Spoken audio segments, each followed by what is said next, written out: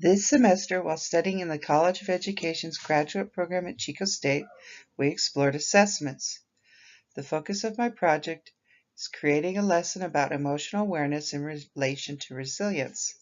So I looked for non-cognitive assessments and discovered that they support academic achievement. Two key assessments caught my eye: PISA 2012 and EQI-YV. So what are non-cognitive constructs? Skills in general are defined by society, valued in manifestation, and improved through training. Cognitive constructs, i.e. skills, include adapting, learning, reasoning, and engaging thought to overcome obstacles, activities such as reading, writing, and numeracy. Non-cognitive skills comprise personal traits, attitudes, and motivations. Zhu 2016, page 2. This is PISA 2012, problem solving. We start by introducing a future PISA student, my newest grandbaby Willow, born just in time to be included as a role model in Grandma's homework. She came into the world feet first and ready to grow. This PISA 2012 presentation includes an overview with an observation, followed by information about the problem-solving subsection that raises an interesting question. The PISA acronym stands for Program for International Student Assessment. Its key question is, what is important for citizens to know and be able to do? It is administered to 15-year-old students with at least 6 years of formal education and covers the subjects of mathematics, reading, science, and problem solving. PISA 2012 monitors trends in students' acquisition of knowledge and skills across countries and economies. It allows policymakers to gauge the knowledge and skills of students in their country, compare knowledge of students with other countries, set policy targets against measurable goals achieved by others, and learn from policies and practices applied elsewhere. PISA 2012 does not identify cause and effect relationships between policies, practices, and student outcomes. It does identify the similarities and differences between education systems and what that means for students. PISA 2012 has strict quality controls in design and translation, as well as sampling and data collection, which make it highly valid and reliable. The number of participating countries grew from 43 in 2000 to 75 in 2010. To date, 65 countries have participated in the PISA 2012. Participating countries are blue and gray on the map. An interesting point of observation: many of the people in my social media accounts represent countries left out of the PISA, as they are not members of the OECD. For the purpose of this discussion, the focus is on the problem-solving subsection of the PISA 2012. The working definition of problem-solving in this assessment is an individual's capacity to engage in cognitive processing to understand and resolve problem situations where a method of solution is not immediately obvious. It includes the willingness to engage with such situations in order to achieve one's potential as a constructive and reflective citizen. Generic skills examined in problem-solving assessments such as PISA are distinct from reasoning or intelligence while being associated with academic success. Why assess problem-solving competence? Workplaces demand people who can solve non-routine problems. It also helps determine how to equip individuals for participation in society, as well as provide evidence about comparative success of education systems. Ultimately, assessing problem-solving competence sheds light on information needed to equip students for life. The response to these understandings about the value of problem-solving includes changes in education. The goal of learning is sharing skills to facilitate lifelong learning, where students can handle unfamiliar situations with unknown consequences using flexible and creative thinking. Students need to be able to find the motivation and interest to know what to do and when to do it. Good teachers and schools prepare students to reason effectively in unfamiliar situations through observation, exploration, and interaction. They can develop students' overall problem-solving skills using problem-based learning and inquiry-based learning with individual and group work that fosters deep understanding. The framework for assessing these skills includes an analysis of the nature of the problem situation, the problem-solving process, and the problem context.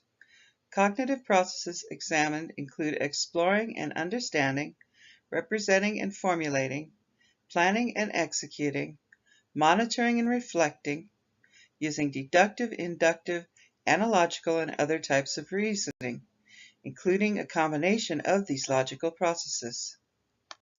Problem-solving assessment includes authentic scenarios related to real-life problems. The inclusion of interactive problems in which students need to explore the simulated environment, gather feedback on the effect of their interventions in order to obtain all the information needed to solve a problem, was only possible by asking students to use a computer to complete the assessment. A key distinction between the PISA 2012 assessment of problem solving and the regular assessments of mathematics, reading, and science is that the problem solving assessment does not measure domain-specific knowledge. Rather, it focuses as much as possible on the cognitive processes fundamental to problem solving. However, these processes can also be used and taught in other subjects assessed.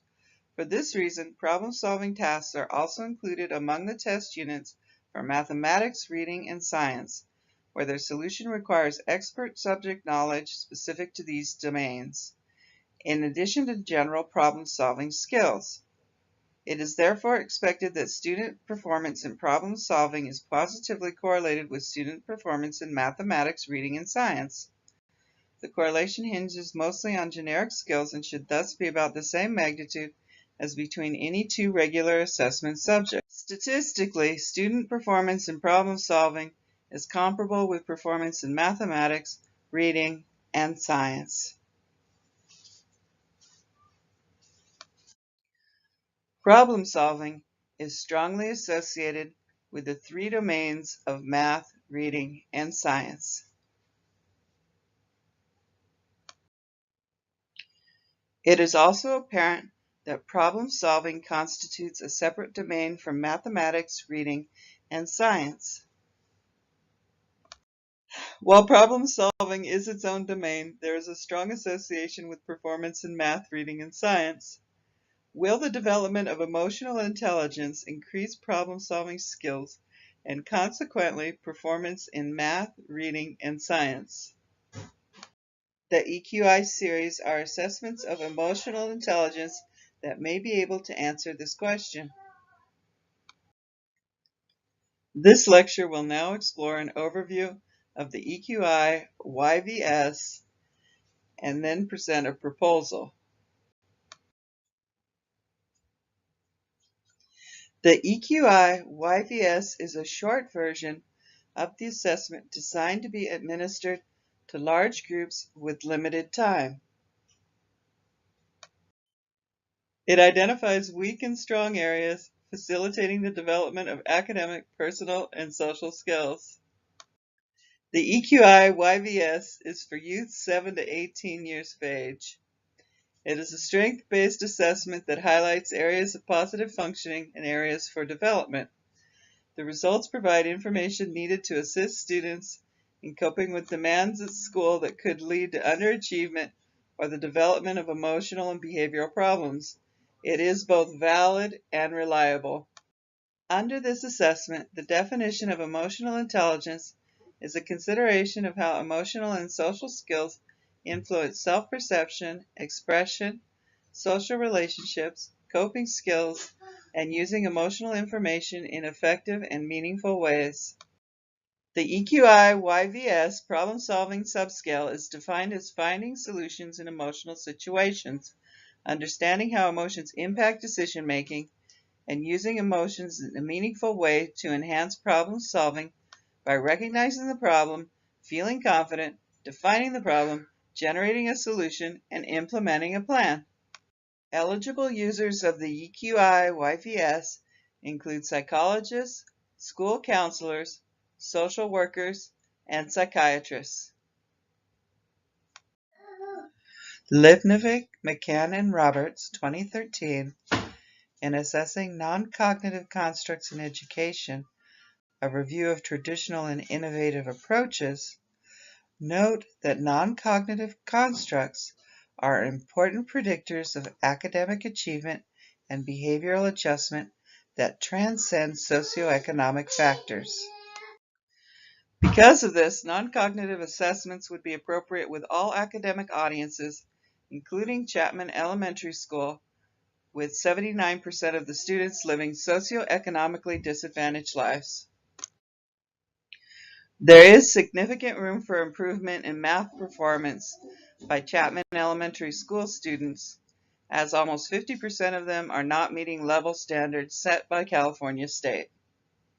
Their academic struggle is even more apparent in English language arts, where over 50% of the students do not meet California State standards. Lipnevik, McCann, and Roberts emphasize that one of the strengths of using non-cognitive tests as a developmental scale is the potential for interventions or training. Large-scale assessments can be considered while developing policy. Additionally, scores may serve as tailored feedback, providing suggestions for action plans. To be sure, Chapman Elementary reflects student academic performance in English and math that is comparable with the Chico Unified School District as a whole. Any programs that result in academic improvement at Chapman can be extrapolated and applied throughout the district. Lipnevik, McCann, and Roberts reveal how non-cognitive assessments can be used to track students' development over time. Schools could track trends at specific levels.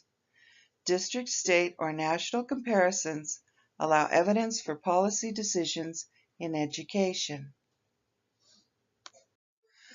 Consequently, there is wisdom in considering a proposal to offer the EQI-YVS to a small group of students, one class, in order to explore whether it will in fact improve performance in math and reading. To do this, gather the 2017-2018 CASP scores for a group of individual students. At the beginning of the 2018-2019 school year, give the EQI-YVS assessment to this group of students. Throughout the 2018-2019 school year, address development areas for students as indicated by the EQI-YVS. At the end of the 2018-2019 school year, gather the CASP scores for this group of students. Compare the EQI-YVS students to other demographically equivalent students in the same grade. At that point, you would assess whether these students showed greater improvement than the students who were not given the EQI-YVS. If improvement is greater, then you could consider conducting this assessment school-wide.